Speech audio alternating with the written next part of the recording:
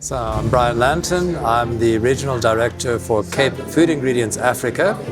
We have a large number of factories and outlets around Africa, and we're dedicated to making things in Africa for the African markets.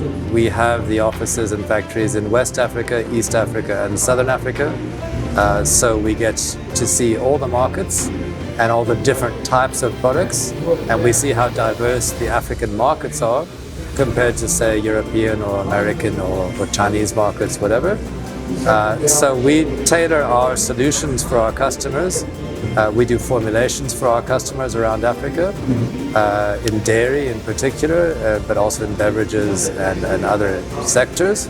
And we look for things which are suitable for the African markets.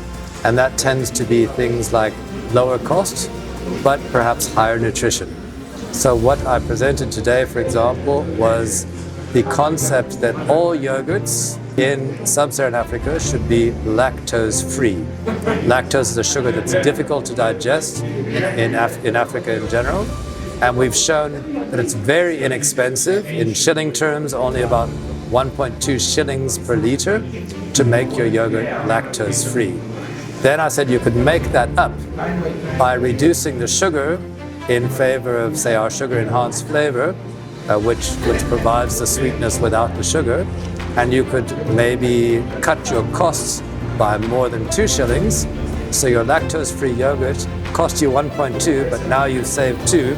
So net you gain 1 shilling per liter, but you have a lactose-free reduced sugar product. That was the main thrust of today. But also, when we go back to import substitution, we are making fruit preps for yogurts here. We're one of the very few in Nairobi. And then we are the very first company to make cheese coatings. These are the coatings that go onto cheese to mature the cheese and protect it while it's aging. I think that's why it's so good that we have these types of innovation summits, because we can reach a larger number of people at once. Whereas if we have to visit each individual milk processor, it's quite time-consuming.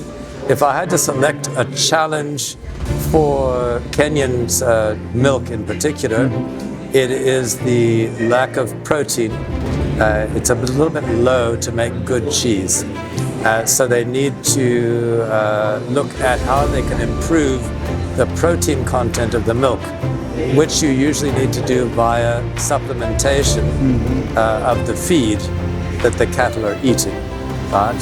Another big challenge, of course, is, especially with cheese, but also with yogurt, is microbiological. So, of course, milk is susceptible to microbiological attack very, very quickly.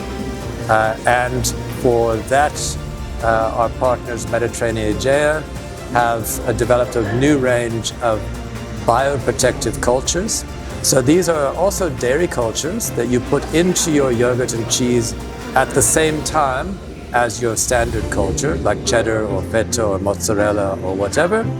And this then protects the cheese and the milk against the attack of yeasts and molds and the wrong kind of bacteria. So it gives you the shelf life without a preservative, and it's a nice clean label type product. So those are 2 challenges that I think we can solve. So because we have the 3 product development labs, what we do is we work with each of our customers to develop the product that they want. So if you want to launch a yogurt with a fruit prep, you would normally, if you bought an imported product, they would say, here's my standard mango prep, do you like it or not?